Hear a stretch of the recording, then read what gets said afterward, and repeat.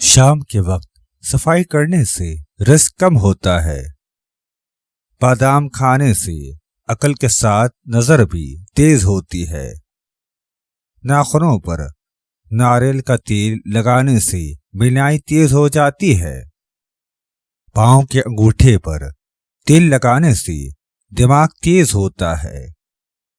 नमाज में लंबा सजदा करने से भूलने की बीमारी नहीं होती। औरत 2 दिन से ज्यादा किसी भी राज को छुपा नहीं सकती है।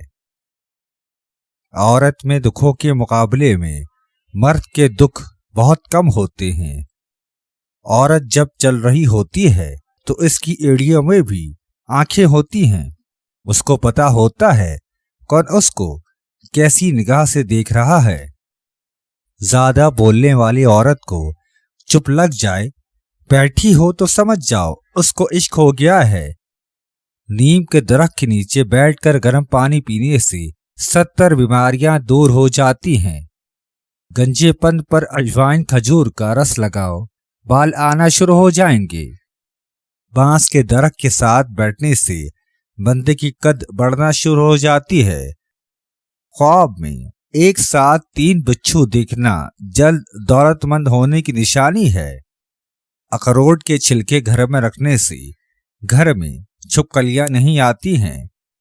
नमाज के दौरान भड़कना शैतान के हावी हो जाने की निशानी है।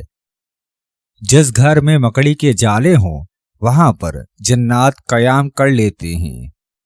जिस घर में सांप बच्चे पैदा कर दे उस घर में चोरियां शुरू हो जाती हैं।